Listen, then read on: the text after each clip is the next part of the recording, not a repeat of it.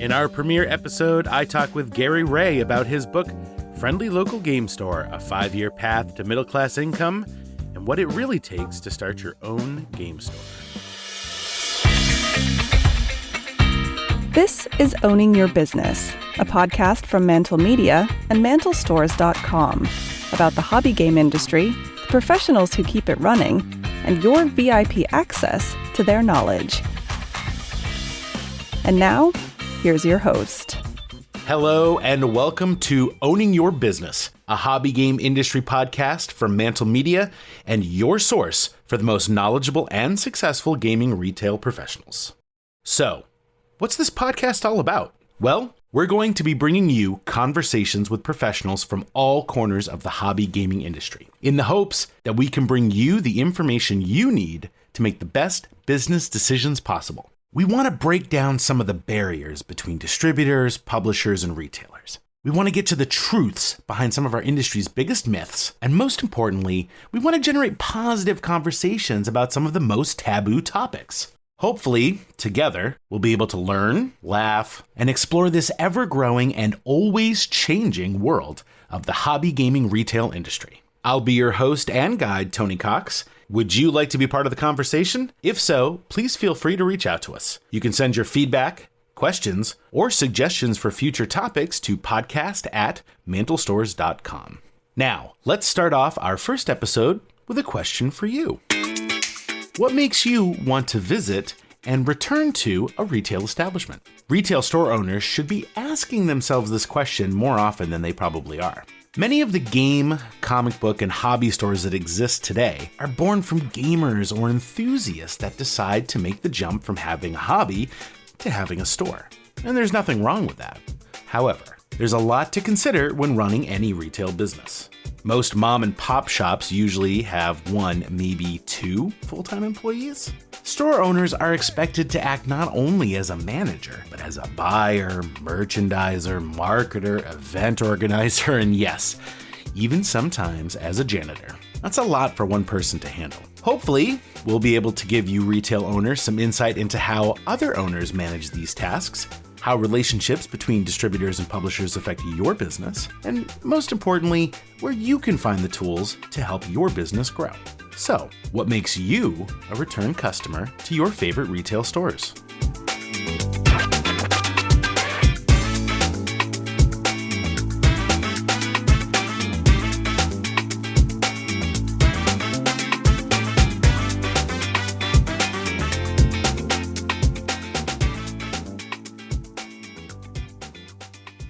My guest today is someone who has been in the gaming industry for almost 20 years, has been the owner and operator of Black Diamond Games in Concord, California since 2004, has been posting blog entries about his journey as a game store owner since 2007, and quite literally wrote the book on starting a game store. Friendly Local Game Store, A 5-Year Path to Middle-Class Income was released in 2018 and is a must-read for anyone looking to start their own game store or, dare I say, anyone looking to start a small business of any kind. Gary Ray, thank you so much for joining me on our premiere episode. Thanks for having me. So first off, what got you into the gaming hobby or into the gaming industry in the first place? I was like a lot of people. I was a gamer, and I played games. And for me, I was a customer first, and I wasn't really happy with the stores in my area. They weren't serving my needs, and I thought I could do it better. And it's a bit of a trap, but that's what got me started. So before you got into owning your own store, what games got you into the hobby in the first place? Dungeons and Dragons primarily. I played Magic when Magic came out for a few years until my friends burned out or ran out of money, and then I went back to D&D. So really, I'm not a broad spectrum gamer personally. Like I've played a huge number of games since I've owned the store, built many armies for miniature games, but really I'm a D&D player. I'm not even a wide spectrum role playing gamer. I just like my D&D. Do you still play now? Yeah, I still play now. I have a group I run at home that I've been DMing for over, I think, almost 25 years now. Oh, wow. It's same campaign or multiple campaigns? multiple campaigns, but some kind of the same core group of people. It changes, people change, but generally, yeah, the same people. Wow, that's awesome to have a game group that's lasted that long. It's unexpected. It's been great. So you mentioned that you were unhappy with the stores in your area, and you thought, you fell into that trap of you could do better than that. So tell us a little bit about that and sort of the brief journey to getting that first store open. Well, what I discovered was I'd go to a store and I would special order things, and no one would. Often, no one would do fulfill my special order. It would just get lost or wouldn't happen. And they generally didn't carry the things that I wanted to buy. And this was, the internet it was 2004, so the internet was still a bit novel, I think. And I was basically able to buy whatever I wanted online. And I just wondered why I couldn't get these things in store. Eventually, I had a store, and I realized that I was a bit of an unusual customer, and that I was spending. I was an outlier. I was not the typical demographic, and I wanted weird things that were expensive and hard to get. And when I carried them as a store owner, they didn't sell. So I kind of understood afterwards why my needs weren't being fulfilled. It's interesting that you mentioned the special order sort of process, because I've personally found in lots of game stores, you go in, you want a specific thing, and they offer a special order, and then, like you said, it sometimes falls through, and I think that a lot of times store owners and managers, they forget about creating those processes and procedures. And you even mentioned that in the book. You talk a little bit about, creating those processes and procedures so that you don't have to be there all the time. And I think that that's an important thing that sort of gets skipped over. Why do you think store owners and managers don't create those processes ahead of time, or when it could clearly help, the bottom line? A couple things. I'd say, first of all, like something like special orders is really, really hard because it's an exception in your daily process. So someone has to be paying very close attention. You kind of need a procedure to pay attention. It's true, that complicated. So we used to have a good special order system. We changed POS systems. Now it's not very good, I have to say. And the problem is that you need to be so on point with special orders that even like a 1 or 2% failure rate is unacceptable, because those people won't order again. They'll be angry. But I think the big thing is that people start their stores usually as one person. And they kind of take pride that they can do all these things by themselves. And they often hand the business off to somebody, even to get a day off, before those processes and procedures are ready. And then when they finally start backfilling processes and procedures, there's just so many that a lot of things just kind of fall through the cracks. I think it takes years to kind of identify and develop them. Do you think that there's a certain sort of marker that store owners could look out for as their business is growing that sort of indicates to them that, okay, I need to take some time on these things? Is there any kind of a sales goal? Or I think there's a time off goal. You should be able to take the weekend off, and I think that's even absurd in retail nowadays to even say that out loud, but I think you should be able to, if you want to. You should be able to take 2 days off a week, let's say. And you should be able to have everything that happens while you're gone work smoothly. It shouldn't be a thing where some things, let's wait for the owner to come back. There shouldn't be any of that. Employees should be able to run the store without you smoothly, and not, in anticipation of you returning. And you can extend that. My second year, I took 1 day off a week. And then by the third year, I took 2 days off. And then it became 3 days. And then I was able to take vacations and then extended vacations. As you take vacations, then you really see what works and what doesn't, and what happens when things fall apart, what the processes are, and who can do what. And that self-sufficiency actually builds value in the business, because you are no longer required to be there. It means you don't have to. It means you can sell the business, you can retire one day, you can take trips and vacations, and the business actually has value beyond you, which is great. Looking back on it now, because I mean, you sort of, have built this persona of testing the waters yourself and then sort of consolidating that information. Looking back on it now, do you think that you could accomplish those time off goals sooner than what you did? Like maybe in the first year you could start taking time, a day or two off, or the second year you could go on vacation? Yeah, I mean, I kind of did what I did organically and kind of out of necessity, right? When I needed to take time off, I took time off. But if I were to do it over again, I could have taken time off a lot sooner. Now, the advantage is I spent years just fine tuning processes and procedures because I was there when I really didn't need to be. I wasn't trying to get out. I didn't set it up so that I could escape. I set it up because that's how you add value in the business. And I knew one day I'd want to hand it off or retire or something. So tell me about the decision to relocate the store in 2007, and then how, like why was that decision made? And then also, how did that lead to sort of the blog where you introduced the Game Store 2.0? My first store was small. It was like 950 square feet, something around there. Wow. It had no game space. I was told by the industry experts in 2004 that I would not need game space. It was optional, and I didn't use game space. I never had played a game at a store. I have a dining room table. I know how to use it. So I had this store, and it was too small for what I wanted to do. And I started running games at the store at night after hours. So I was basically working 12-hour days and then staying late to run games with friends to learn the games, because I was also woefully uneducated on a lot of board games and such and miniature games. So I was backfilling my knowledge base with folks after hours. And I kind of thought that this little store was just kind of going to be enough to kind of have a simple life. And it turned out I didn't want a simple life. I wanted more. So I needed something bigger. So I decided to move to a bigger store, which was 3,300 square feet. Wow, that's quite the upgrade. Yeah, 7 years after that, we added another 1,000 square feet by building a mezzanine. Wow.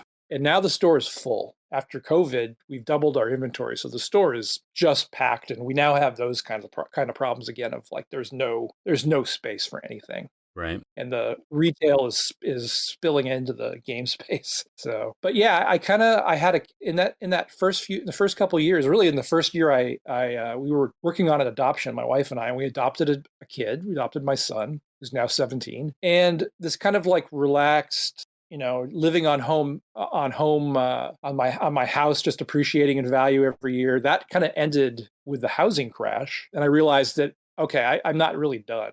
I have to keep growing. I have to keep expanding. That led to the much bigger store. And then what was it that sort of gave you the idea to start documenting your growth in a blog? I enjoyed writing. If you look at the blog from back then, because I haven't deleted anything, you'll see like a whole bunch of stuff about like my D&D games and how I'm learning to play 40K and Flames of War and stuff. So you'll see like just kind of a bunch of random thoughts on gaming and game stores and stuff. And I also kind of felt like I had a bit of knowledge about the trade that wasn't really being expressed. I would write articles and I would find out a lot of times that my experiences were very unique to me. And I would kind of gain a better understanding of the broader game trade, right? Or I would write something and I would think it would be really simple and it would completely resonate with everybody. So a lot of times, whatever I wrote, what I was expecting as a result almost never happened.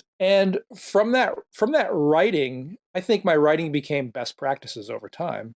And it wasn't because I'm a retail genius. It's because I had so much feedback and pushback from my peers that I could write about what the consensus opinion was on a lot of things. And I might have a few innovative ideas of my own, but mostly it's like what I'm writing about, especially in my book, is consensus opinion from successful store owners. And a lot of times they had to kind of beat it into me that what the proper way of doing things was, because I wasn't doing them that way. Also, I'll say something and I'll show my incomplete understanding and they will complete my understanding for me and I'll learn something. So it's very educational for me to write about this trade. Well, and it seems like that goes back to a different process and procedure, not necessarily with the physical running of the game store, but with the learning about the gaming industry. And you sort of have this process where, you either come up with an idea and you have others to sound off and sort of run it through the challenges, or they tell you how it's supposed to be and you sort of work it through to see if there is any other way to do it, and then come to the conclusion that no, that really is the best practice. Yeah. I'll give you a good example is our online store doesn't ship right now,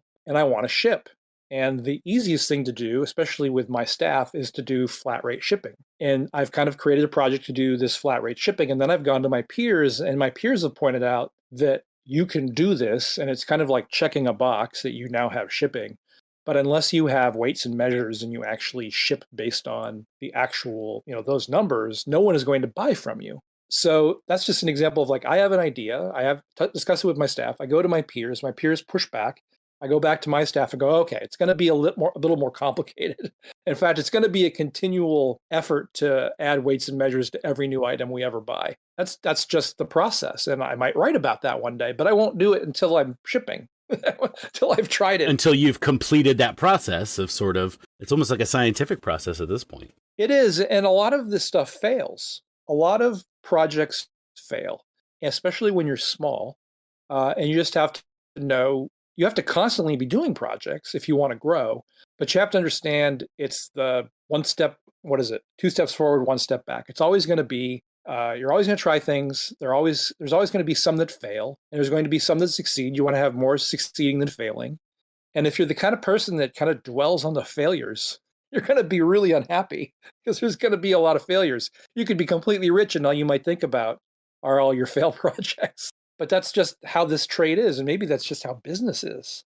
True. Well, speaking of failure, around the same time that you relocated your store, there were several other game stores in the same area that had closed or were about to close. What led to those closures, and what set your store apart so that it was able to continue to be successful? Well, the first thing I'd say is the key to success is not failing, which is, it just means you are still there doing what you do best while others have stopped. And this is one of these trades where the only common characteristic of a successful store is longevity, right? It's like the ones that have been around the longest are the ones that are doing the best. And there are some exceptions. There are some people I know who are some really exceptional store owners that are doing 30-year, 40-year longevity level stores in 5 years. There are some people that are just geniuses, or maybe they got lucky, but I'm going to say they're geniuses because I don't believe it's so much in luck. But I stayed around while some people were, when it started getting hard, which was during the 2007, 2008 recession was starting, the housing crisis and all that. And some people were just ready to retire. My main competitor in the area was Games Unlimited, and I had shopped there when I had moved to the Bay Area, in 1994 or something. And they just finally, the owner retired. He'd had enough. And they were a juggernaut in the area. So we picked up a lot of that. The week before I opened that location, all the Games Workshop stores in California closed. They were all, well, it might not have been all at the same time, but Games Workshop didn't want to do retail stores anymore. And they've since brought a few back, but generally the GW store had locked up the GW market. So I went from having being a stockist of Games Workshop to the week before we opened calling my rep and saying, oh, the GW store is closing. Give me all the things. Give me everything. And just ordering the full line of Games Workshop, not just 40K, but all Games Workshop. Give it all to me. And I also had a local competitor that moved and had a bit of a hiatus before his new store opened. So for a while, I was kind of the last man standing of 6 stores within 10 miles, right? A very small area. And it really has never gone back to that. I've got myself and I've got that other competitor who keeps popping up stores, but that's pretty much it. It's funny you mention, just sort of sticking to it. You say something in the book that I'm pretty sure I'm going to print out and post in my office. You say you like the place on fire, not for the chaos, but the challenge of unraveling it. In a fire, you either put out the fire or you get out. Right. And I love that quote because it really is the truth. It's people are so afraid of the chaos or of the challenge, but that's really what it's all about. It's about getting in there and unraveling that puzzle of, well, how do I make it work? Instead of, oh my gosh, it's so complicated, I can't make it work. It's also a trap, though. Right? You become a firefighter as your new profession, and you're just fascinated by the flames. I guess that's the other side of that coin. And it's kind of why I stayed in it. And I have an investor friend, and he asked me, like, what is it that kept you in there for so long? And it's just so wickedly complicated to unravel how this trade works, because it's just so much chaos.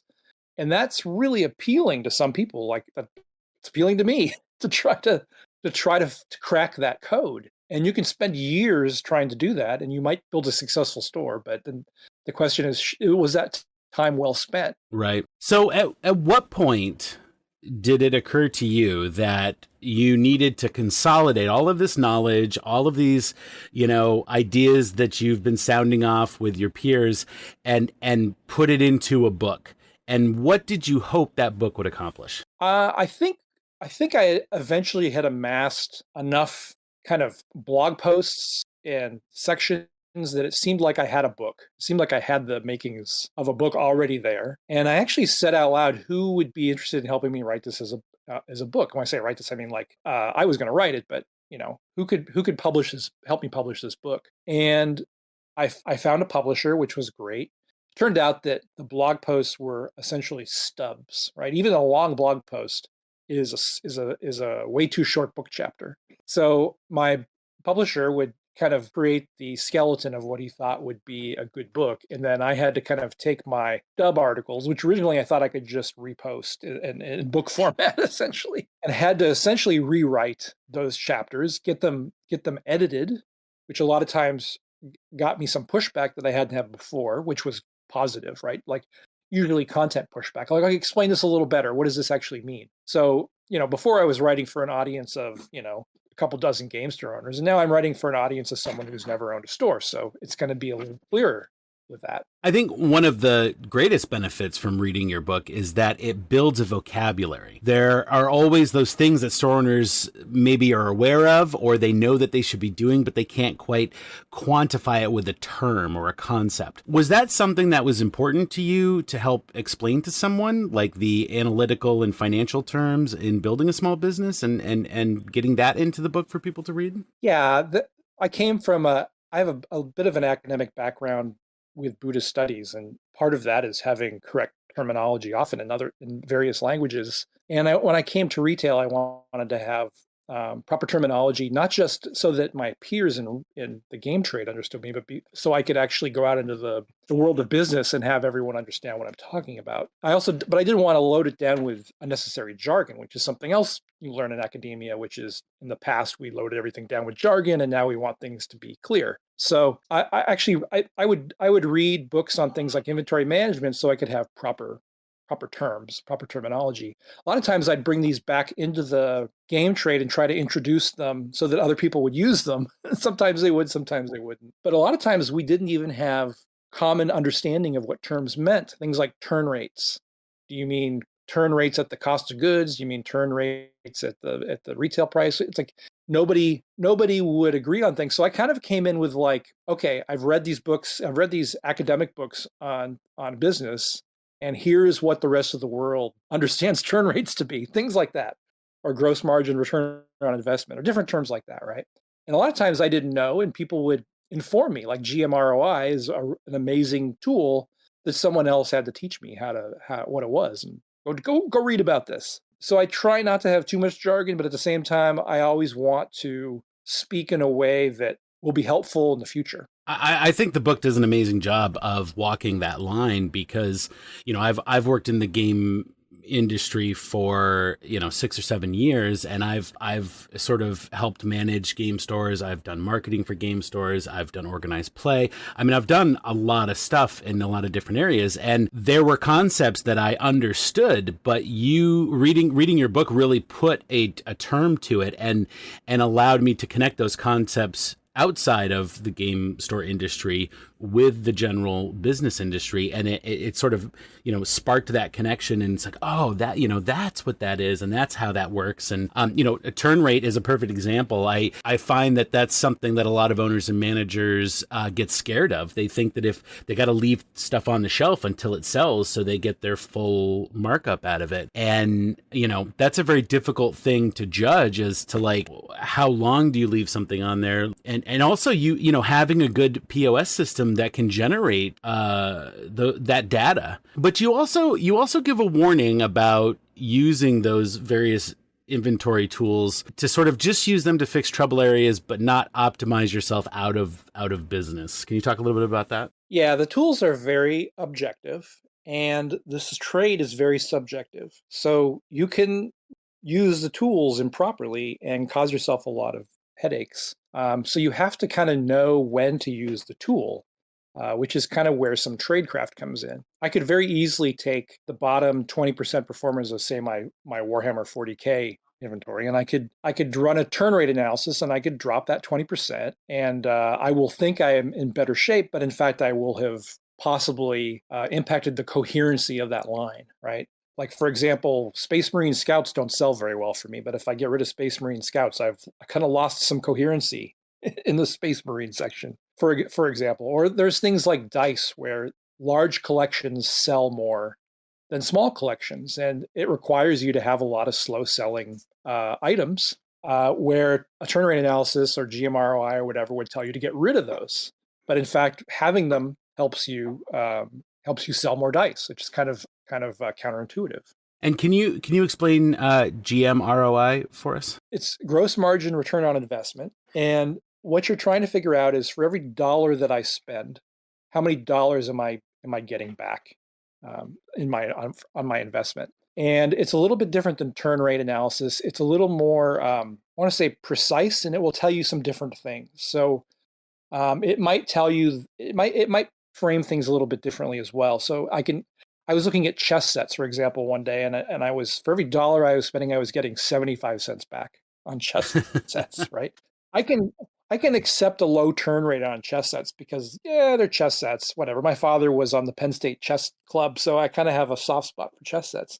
But when you tell me I'm losing 25 cents for every dollar I spend on a chess set, that kind of frames it differently, and I don't want them anymore. There's different tools, and they tell you different things, and gives you a different view of your inventory. But it's dangerous. You can some things you definitely should get rid of, but other things, you know, you might carry them for various reasons. And there's half a dozen reasons. And when I started out, I was so enamored with the tools that I would lose those coherencies, right? I would cut back my 40K to only the top selling Space Marines, and then people would stop buying that from me because, you know, they want some of those slower selling items after they have their base items, for example. That's probably a really difficult thing to judge too. Is there any advice you can give on sort of how to maintain that coherency in those product lines? Once you have the tools, you then have to kind of look subjectively at what you're trying to accomplish with those tools. So I have for example, I have top of mind categories that are immune to the metrics, right? Dungeons and Dragons, I want to have every Dungeons and Dragons book because I want to be top of mind with the customer. When they think about Dungeons and Dragons, I want them to think about my store. I want them to know I don't have the best prices on Dungeons and Dragons, but I want them to know if they need a book for 5th edition Dungeons and Dragons, they're going to come to my store and it will be there every single time. So, for example, I don't get rid of anything for Dungeons and Dragons that's core because I want that top of mind status, right? And I can usually have one of those top of mind categories or companies in each department. So it might be 40K has that, or Asmodee might be your top of mind, although there's so much of it, I don't recommend that. You might want to have every Magic box that's in production or that you can get your hands on, for example. There's just certain things you're going to accept lower performance and possibly lower margins in order to be top of mind, in hopes that from that I don't want to call it a marketing expense because that's where bad ideas go to die. But I want this. You want your customers to think of you first when they think of their. It's sort of indirect marketing in a way. It's indirect marketing, and it's very fuzzy and subjective. So I just don't think you can. I don't think having an objective store is a good idea in this trade. I think you have to have tools that are objective, but I think you have to have a very strong subjective feel for what's going on at all times. And I think it has a lot to do with your demographic as far as players go, because if you have a store where a lot of Magic players show up, you probably don't want to go heavy into miniatures. But if you have a store where everybody's playing, Warhammer or Star Wars Legion or any of those miniatures games, then maybe that is where you want to be heavy on, and you want to have that coherency in those product lines. Yeah, you want to know your customer base, and you want to be open to growth and new customers. So you're always listening for what people want. You know what you've tried, and you know what doesn't work. There's always going to be some very vocal people who want you to carry things that are bad ideas. Like I've got 6 guys who play every miniature game, and I'll bring them in sometimes, and they'll buy them but when they're done buying those games, those 6 guys, and that's it. No one else buys them. So if there was a magic formula that I could tell you exactly how to run a game store with objective and some sort of subjective principles, I would have a chain of game stores that span the nation, right? Right. But you don't see that. There are no chains of game stores that span the nation because it's wickedly complicated, and there are no easy answers. It's very much down to whoever's running that store, right? And that's where staff become really critical. Having the right manager, having the right, having you there. I can't clone my good manager, and I can't clone myself quickly enough to have that chain of stores. It isn't possible. Right. And it's kind of why this trade exists for retailers, right? I'm sure publishers would be pretty happy if they could, see some chain of stores just kind of take over everything and just span the nation. But we're all just in our little silos doing our own little thing because it's just so complicated. Now, early on in the book, you talk about setting personal goals and building the business around those goals, having clear concepts of success and failure, and possibly the most important thing, having an exit strategy. Why is it so important to set those expectations, and why do you think so many would-be store owners skip over those essential steps? I think most store owners are young, undercapitalized, and looking for an escape from wherever they're at. And I was sort of in that category myself. But that whole escape pod, game store as escape pod, is a very dangerous concept. So if you hate your job and owning a store sounds like it's going to be the solution, then that's not a very good motivation for starting a store. But it's a very common motivation. So what I tell people, especially if you have any assets at all, is you have to have a plan. You have to have a goal for how much income you'd want to get from this store, and you should have the discipline to acquire the capital needed to kind of gain that level of income. And the book talks about how to kind of work backwards from you start with what income you want to get from this business as this is important, this is key. And then how much money would I need to make? Then leads to how much inventory I will need, leads to how much capital is required to buy that inventory, and then furniture, fixtures, and equipment and all that. So you kind of work from what you need to your all the way to your capital. At that point, most people are not going to start a store because the amount of money they need is way too high, right? It's because they've underestimated how little money they're going to make, or they don't care how much money they're going to make running a store. The problem in this trade, though, is that you get into this trade when you're in your 20s. You don't know any better. My first business, I didn't know any better. It wasn't retail, but if I had known at the end what I knew at the beginning, I wouldn't have done it, or I would have done it differently with more capital. So the problem is you get into this and you spend a lot of years not making any money and not having any future doing this until something happens and you fail, or you quit, or you get divorced, or something. And the goal is to kind of like start out like let's actually be professional and figure out what we need to be happy at this, and then have a plan for when we're done. What does this look like when we're done? How do we get out of this? What is the line that I won't cross, right?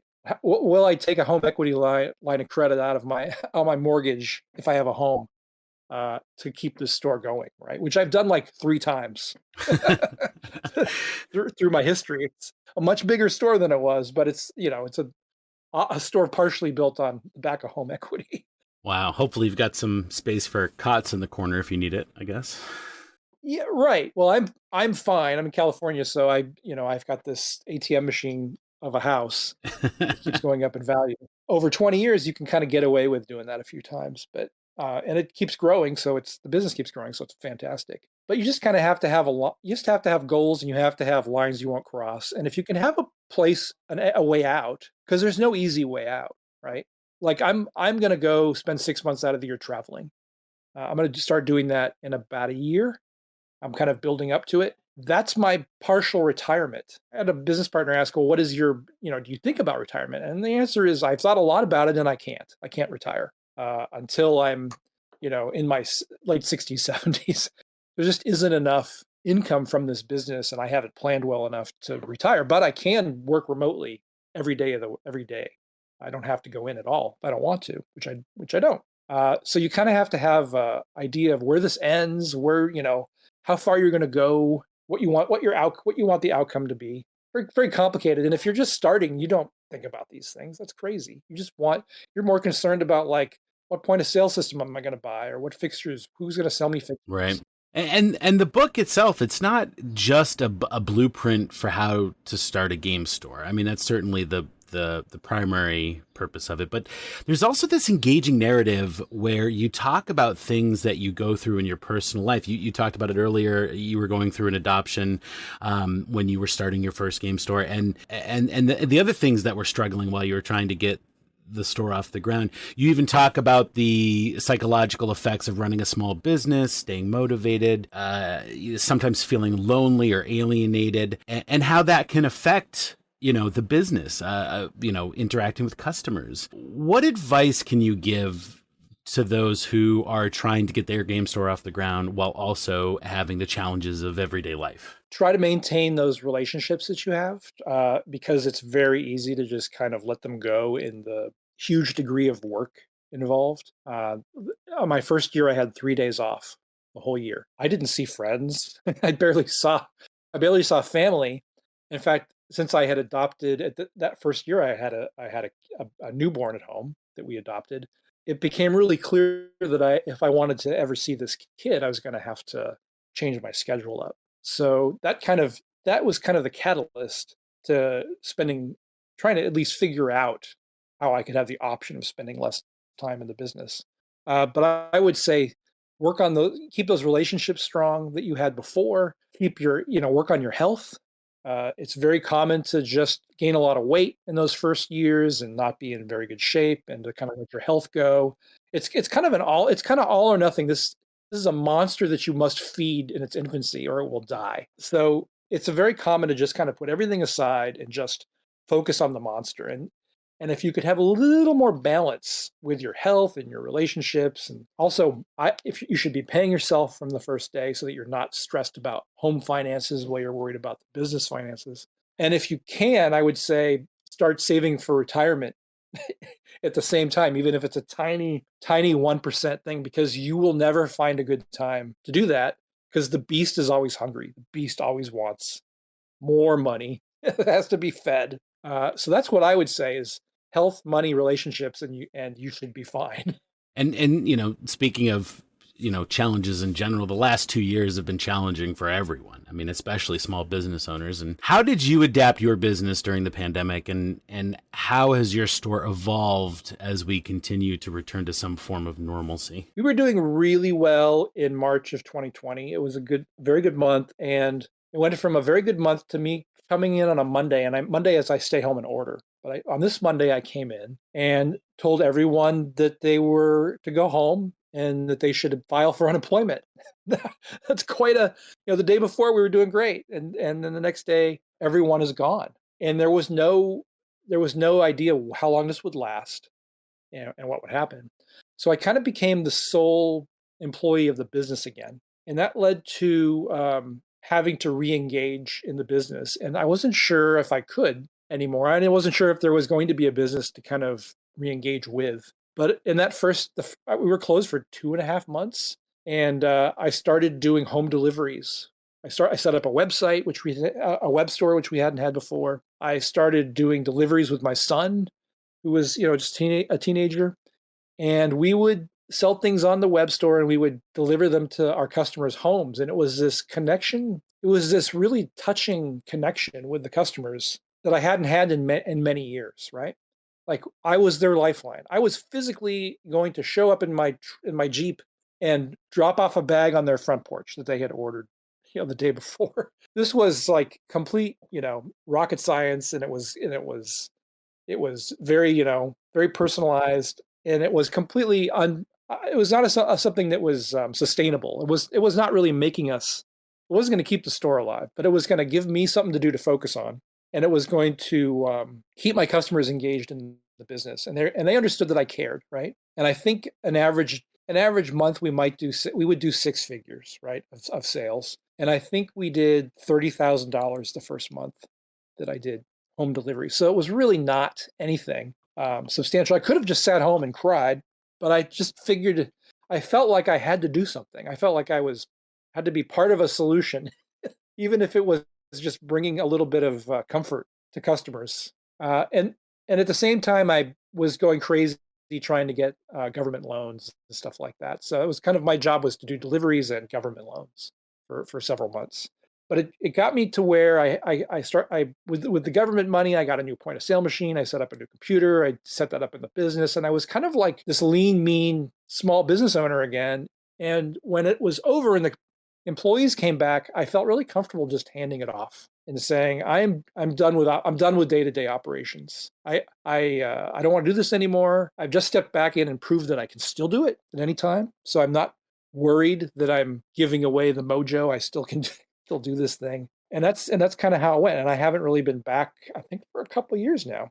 And how has the business sort of evolved after the pandemic? Is there any, we were talking before we started recording, and you had mentioned, your inventory levels have changed. Can you talk a little bit about that and sort of the plans, where you're at with in-store organized play and where you see that going in the future? Right. So we got a big idle loan, and we got a couple grants. We got three grants, and it really helped us tremendously to succeed during this time. And the only solution that really seemed to make any sense, although Pokemon was amazing during this period, so there was a lot of profit from that. So I doubled the inventory, and it wasn't on purpose. It was just kind of like, I don't know. I have a bunch of money. I don't have a bunch of sales, a bunch of customers. How do I transform this money into sales? And we ended up expanding the inventory. We doubled the inventory, and since then, I think at the moment we're at almost triple inventory, but we're a little overstocked. But adding inventory seemed to be the solution to bringing people back. A broader breadth of inventory as well as depth. Mostly it went to depth of inventory, if you could imagine that. So my number of SKUs didn't increase all that much. It's just we have enough of it. And our sales are like up 40% from before. So it was a successful approach to improving the store. So the store is now full. The inventory is full. The events have not returned to normal. Part of that is it's all going to be regional. Bay Area events. We still have a lot of COVID. We still have people who come into the store masked, even though we don't require it anymore. And almost everyone who participates in events is wearing a mask. I think not almost everyone, but everyone is. So if you're not feeling comfortable with the situation, you're not going to come back to in-store gaming. That's kind of where we're at, is we kind of don't have the same level of engagement of in-store gaming that we did before. We have plenty of space, but we just don't have it yet. And other stores in other parts of the country are doing fine. But the San Francisco Bay Area is not quite there yet. Do you see it eventually getting back to where you were before, or do you think that you're going to have to maybe look at how your in-store events are run and do something different than you've done in the past, or possibly not change at all and just sort of ride the flow? Right, and that's the thing, is like when you look at your sales and they're up 40%, do you really care about in-store gaming? True, yeah. Is it that important? How much effort are you going to put in? I mean, I guess the purpose of in-store events is to drive sales, and if your sales are already being driven by other factors, then I guess maybe you don't need to go back to that in the immediate future. Yeah, in-store gaming is essentially marketing, and it's a very expensive marketing, right? If you look at the cost per square foot, it's hugely expensive, right? So I understand a successful game store to have successful in-store play. That's kind of my understanding of it. So I'm definitely not gonna let it go, and I definitely see it as a bit. I see it as probably the biggest problem is that lack of the return of the community for in-store gaming. But there's not really much I can do about it. I see what I describe it as just green shoots. I see a lot of people trying to get in-store play going. I see a lot of people wanting in-store play to go. I don't see it quite happening yet, but the fact that they want it and they're trying so hard means I think it eventually will happen. Because really, I'm a venue. I'm not a play center. I don't provide in-store gaming. I provide the venue, Right. and that requires people who want to come in. Some people are paid to run games, like Pokemon and Magic to some extent. But if there's no D&D table for kids, I'm not going to run a D&D table for kids. I have no expertise on that. My staff doesn't want to do it. I need someone else to come and run that event, and I'm happy to provide the venue for it. I don't think I'm really losing out on sales for not having it, but I feel like being part of the community and being engaged is to have these things happening. I read somewhere that you were doing, at least pre-pandemic, were doing pay to play. Is that correct? Where somebody would come in and if they wanted to use the table space, they'd have to pay a small fee, but that would go towards store credit. Is that correct? Yeah. So it's hasn't changed since 2007. It's $5 to get, and you get $5 of store credit, which is basically just to say, I want you to buy things in my store. If you're going to play here, if you're going to play here, you're going to buy things in my store. It's automatic. It's required. And a lot of people will save that. A lot of kids won't have any money, so they'll save the $5 and they'll buy the quarterly D&D book or whatever that comes out with their accumulated store credit. But some people will it's nothing to them and they just buy snacks when they're there. But the goal is to we are not a hangout place. We're not open to the public for anything goes. It's like we're going to have events. People can come for those events and those events only, and they will pay to play, meaning they will just be guaranteed customers. There's no charge to actually play to be there. It's a required buy-in, and it's so minimal that I have no problem with anyone who has a problem with that. It's such a tiny amount. Yeah. Like if you're not spending $20 in my store, if you're coming in every week and you're not spending $20 in my store on a monthly basis, I'm sorry you're poor, but maybe you should reallocate some of your funds from somewhere else. In the book you wrote some starting figures at the beginning, like you had in there some estimates of $141,000 in seed money to start a store. You estimated an 18-month break-even expectation and a 5-year return on investment. Do you think in the post-pandemic world, do you think that those numbers still hold true today, or would you adjust those expectations at all? And I guess similarly, do you feel like it's a better time to start a game store or a worse time to start a game store post-pandemic? Well, the first thing I'd say is those are examples, right? So there's a model in there, and you can work with the model and you can get your own numbers. You might have less, you might not need the level of income that I require being in California. The numbers might be much smaller. Also, at the end of that 5-year middle class income, if you look at how much money you're actually making, it's significantly higher than our goal, our stated goal. So there's a chance you'll actually make a lot more money. I don't think costs have significantly changed. There's going to be some things that are clearly more expensive, like furniture, fixtures, and equipment are capital expenses that you're going to pay more for. Inventory is up, but it's not up significantly. But you're just going to have to price those things out, but you know what they are. If you've got the book, you can kind of work that model. And if you're going to just be the sole owner, it's just a matter of how much money you need. My labor costs go up dramatically in California. They go up at least 10% a year, which is not really sustainable, but it's required by law. So that's something that is very different between like my store and say if you're in the Midwest somewhere. I don't think it's a bad time to start a store. I think game stores are counter-cyclical. So I think even if we come into a recession, we'll be fine. As long as people have jobs, they will spend money on their games is the common wisdom. There are exceptions, obviously, things like COVID and 9/11 that kind of stopped game stores in their tracks, or everything in their tracks. I think it's a fine time to start. Great. Is there anything else you wanted to talk about before we wrap this up? That's it. I mean, I think the book.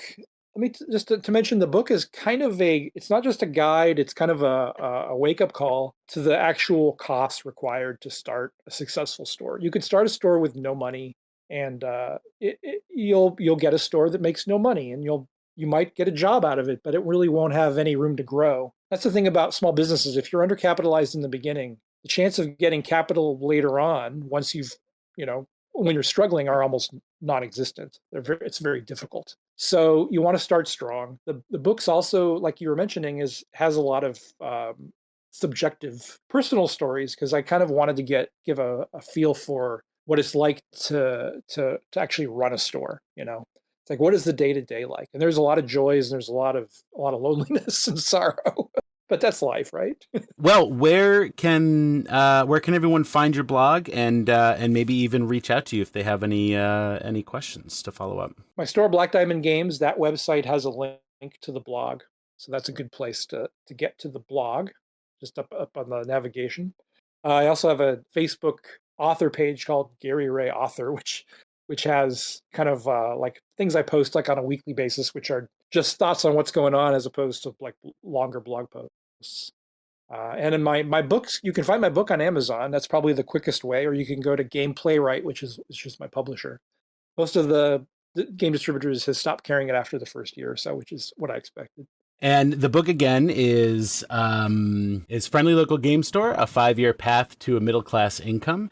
And the website is blackdiamondgames.com. Well, Gary, thank you so much for joining me today. I really appreciate the time. And yeah, thank you again. Thanks for having me.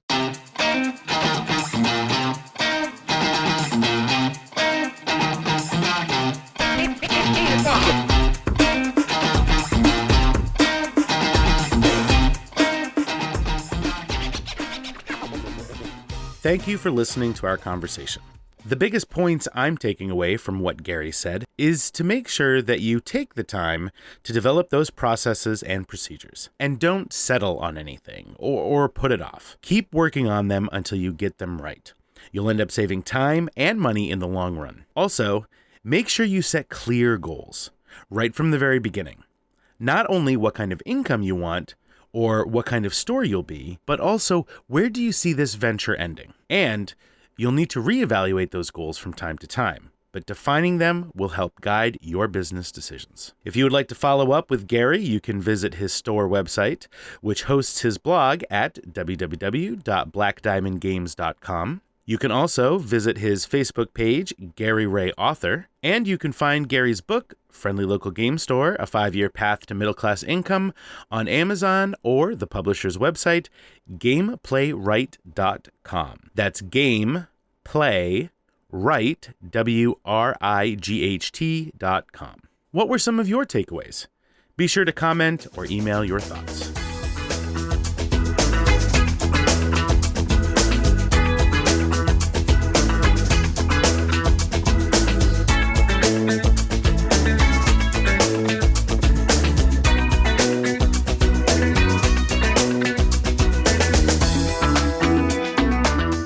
In fact, we would love to hear your feedback, questions, or ideas for future episodes.